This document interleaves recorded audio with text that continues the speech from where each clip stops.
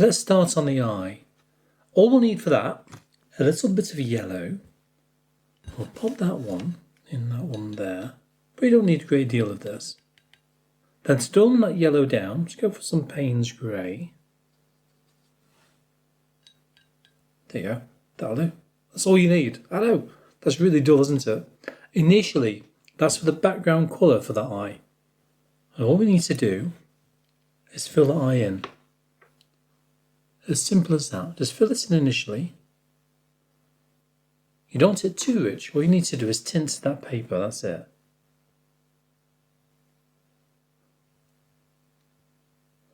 Just to take away some of that brightness in the paper.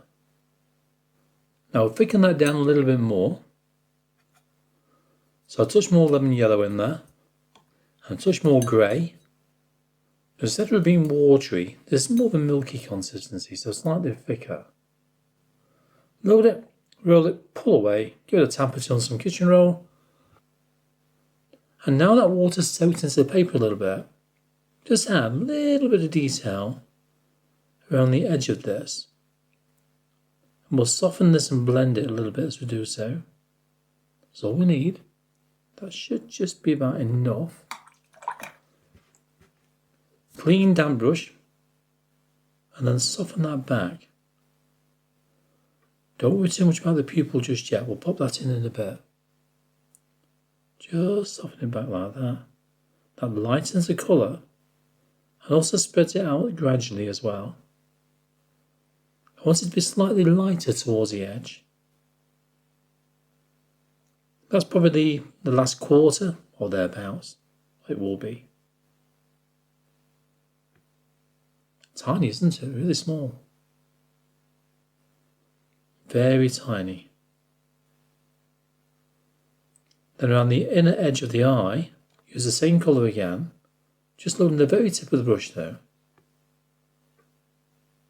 Just go around the edge, allowing it to soak in and blend into that damp paper a little bit. If you have the eye too wet to begin with, for that background wash we just put on, then this will just blend into there. I don't want it to blend in straight off. I want it to sort of fade into it slightly. So when we add the darker edge around that, that should really bring it together as well. Okay, soften that again. And just tweak it and fine tune it as much as you need to with a damp, clean brush. And we can add a few details over the top of that shortly, once it's dry of course.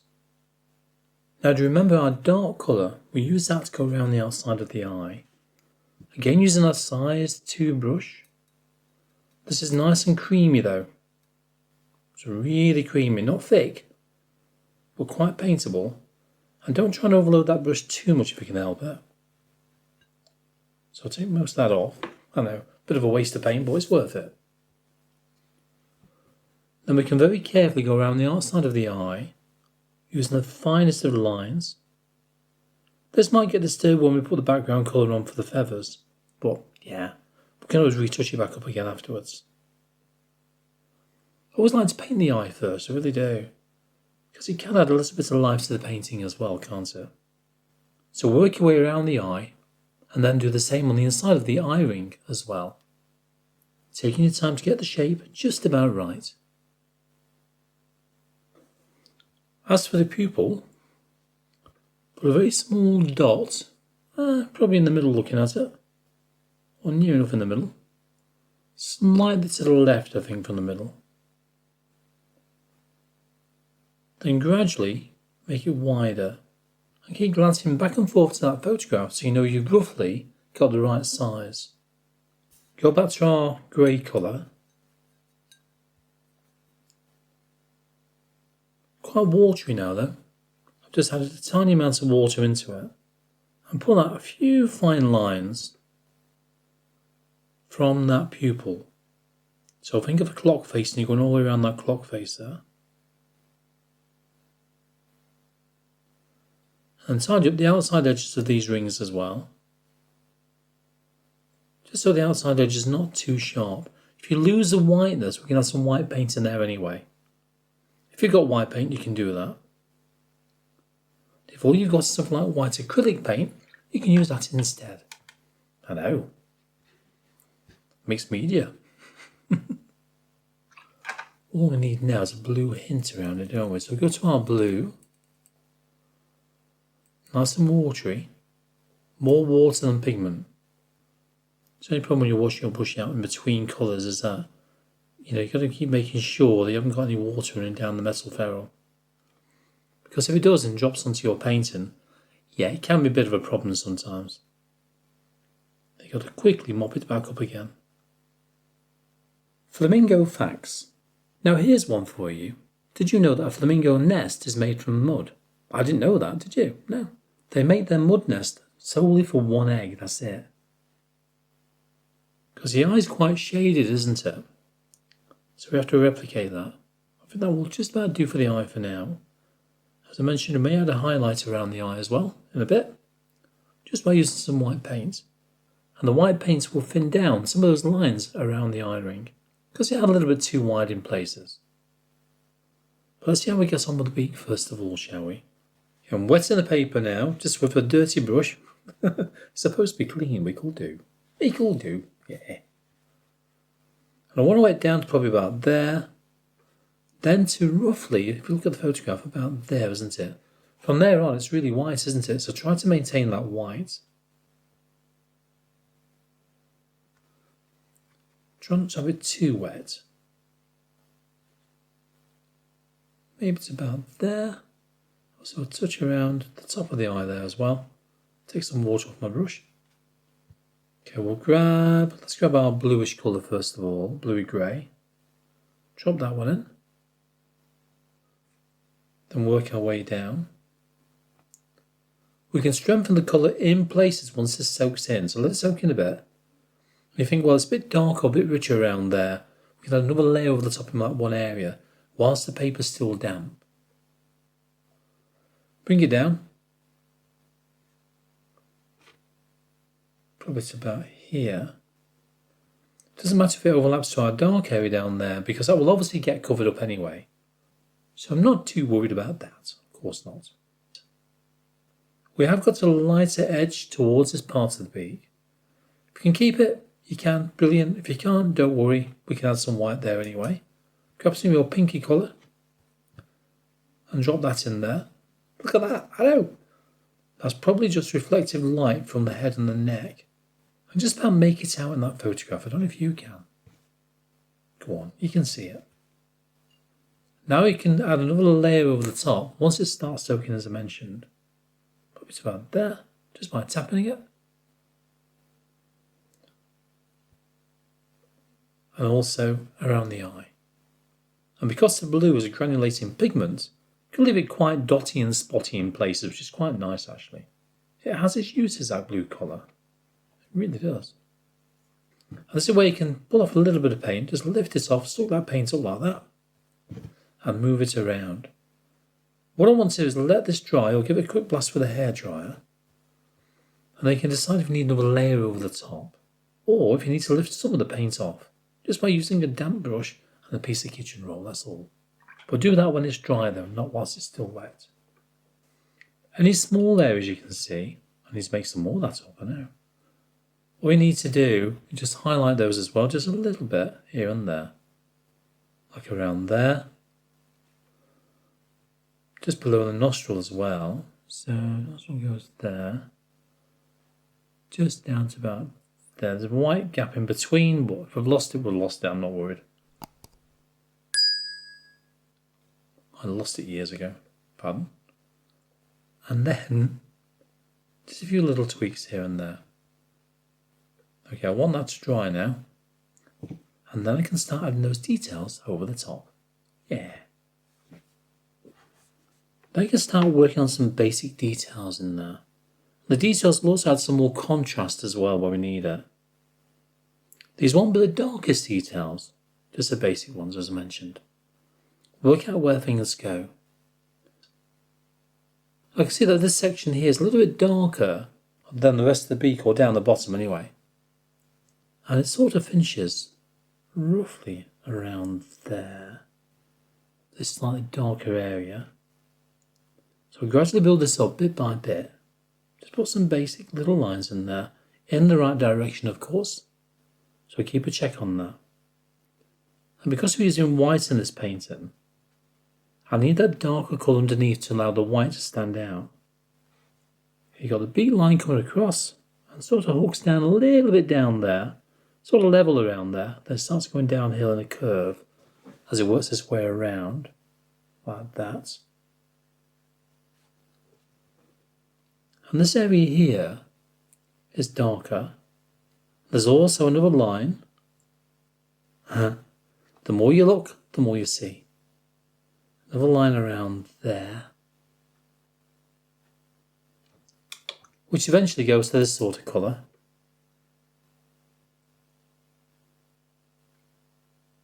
And then you got another line, or two actually, going towards that nostril, and a darker area which I'll blend in a minute, around there. So it's all about looking carefully and see what you can see within that photograph. Okay, then very lightly blend it with a damp, clean brush. It should blend nice and easy. Now it's ready now to receive the darkest details over the top. Soften down the top edge of this and give it a tweak here and there. When we get the darkest contrasting colours in there, they'll start to stand out more so then. So these are really the mid-tones in a way. Look around, see what you can see as I mentioned, then add those basic details and lightly blend it as you go along. Also remember to keep an eye on that brush direction as well. So which direction are those details going? That's very important because that will then help create the shape within the beak, which it will. Everything's nice and dry. I've also had a break, so what I've done is remix my colours again.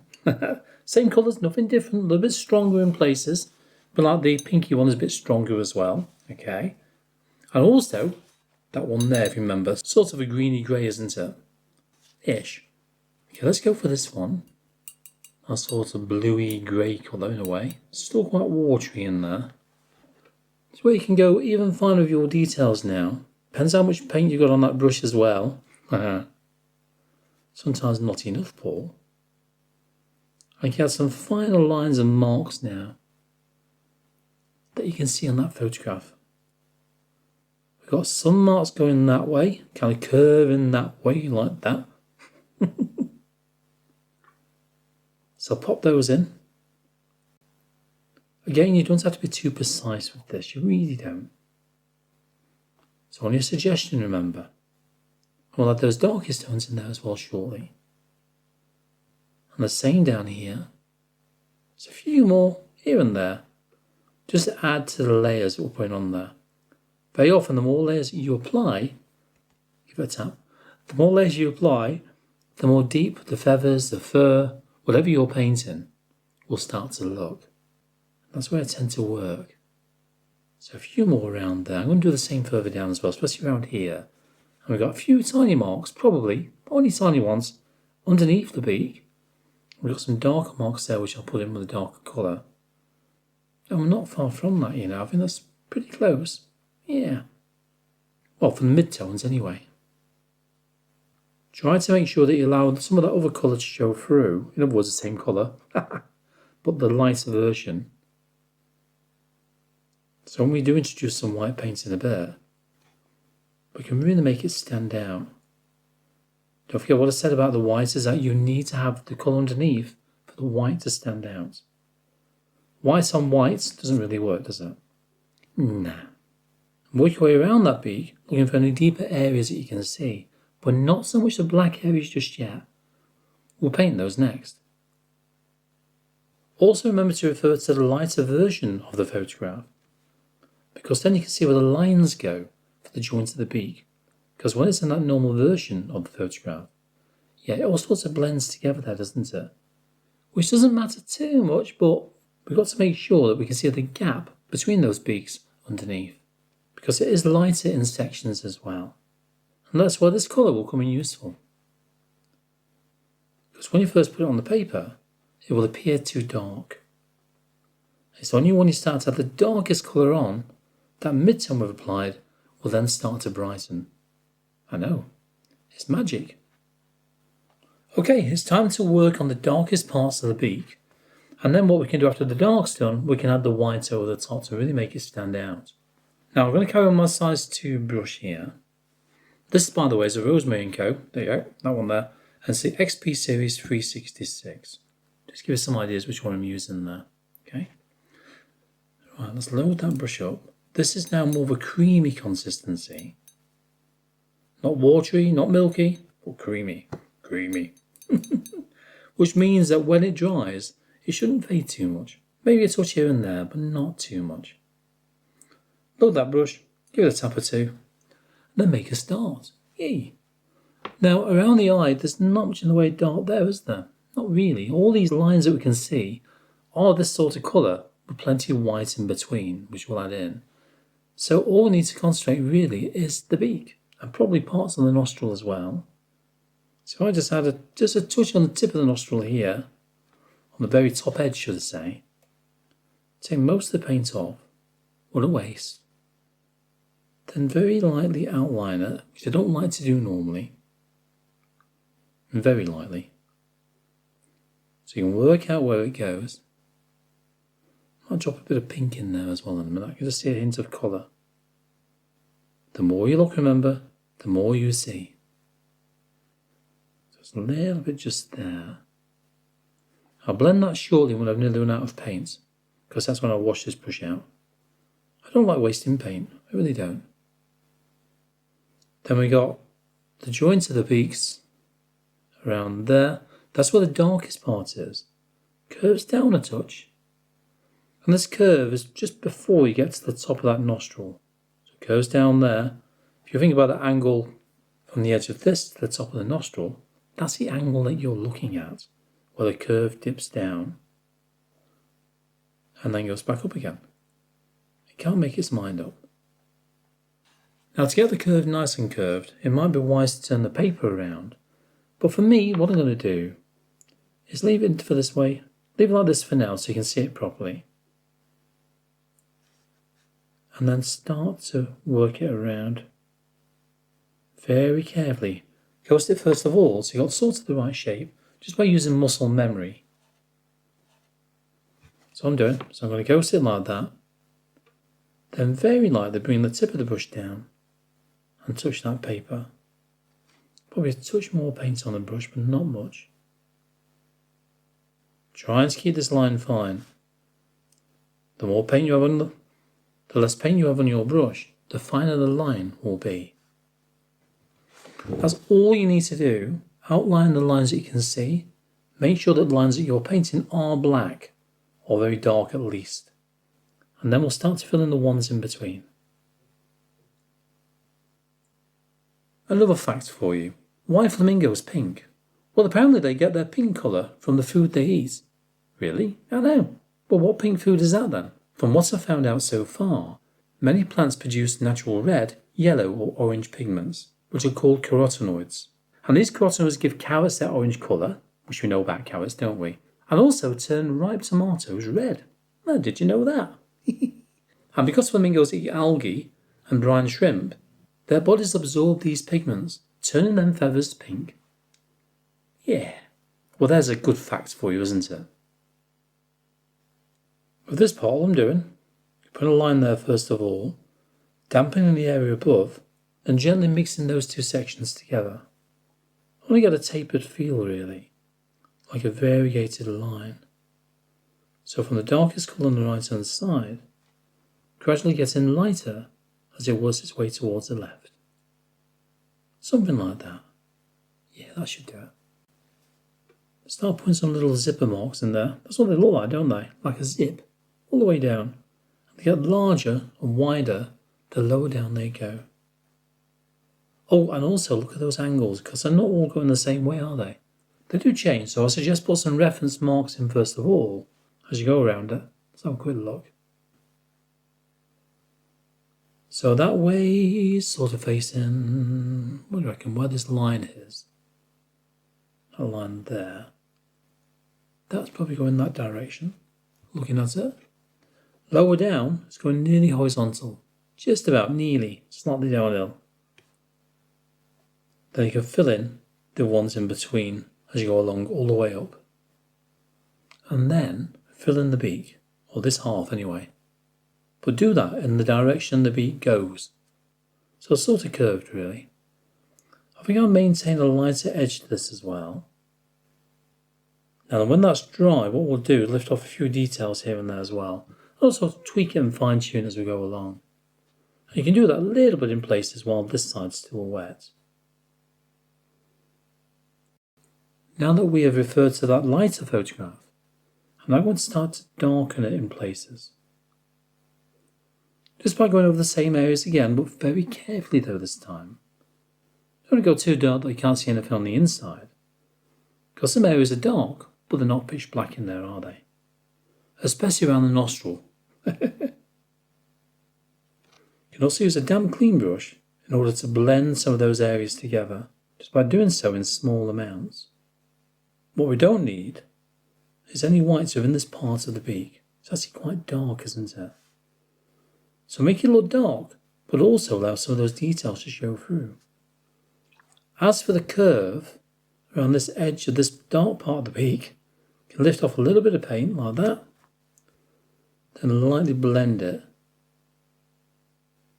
So it just remains slightly lighter in that one area. Got it? Yeah, of course you have. Using a damp clean brush, this is nearly dry by the way, nearly, not quite. Lift off a little bit of paint. Following these lines across. Like that. If it's too much, you can just blend it back a little bit. You can drop a small amount of dark in there, but not much. That's better. I do that for all of these now. The more you go over the lines, the more detail you start to pull off. Grab yourself some white paint. This is opaque white, and it's a mixture between watercolour and gouache. And it's this one here. There you go. Shin Hand Pass Colour Design Series 899. There you go.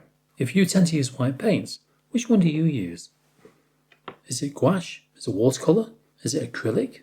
Okay, load the brush, give it a twirl, pull it away, and then give it a tap or two. There you go. Then we can start to use this within, I don't know, let's go around the top of the eye. Do that area first of all. Too much on the brush? Give it a tap. Control that white paint. Sometimes with white paints, less is best. So be very careful with it. It's paler down the bottom here. So I'm going to ease off. So I'll ease off down there. And that's it. I know, as simple as that. Areas which are like this area here is white, but it's also a dull white, because it's in the shade of it there, isn't it? I'll show you how to get around that shortly. And then, anywhere you can see that needs the white, like around here, just touch it in. You can fill this in if you want to, but it's not going to stand out that well, is it? Not on the white of the paper. It's entirely your choice. And then you can start adding a few extra ones here and there. Between these lines I've made as well, look. To make them stand out that little bit more.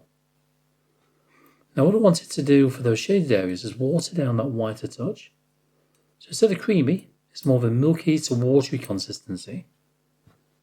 Maybe watery, we'll call it watery in this case. Then you can add that in. If you find it's not bright enough, because it will fade as it dries, then you can just use a thicker version over the top once it's dry. Not before.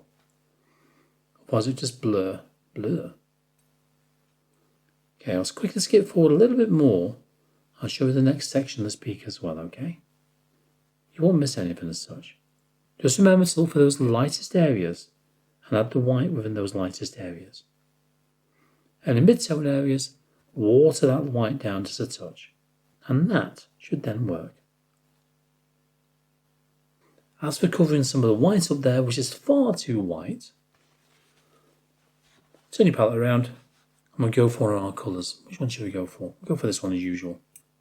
Our blue and grey. That one there. Give it a tap or two. Then you can very lightly go over the lines with the white, too much on the brush, to tone that white down, preferably in one fell swoop. One go. Otherwise you'll start to loosen that white and it will blur on the paper. Watered down version or nearly watery anyway.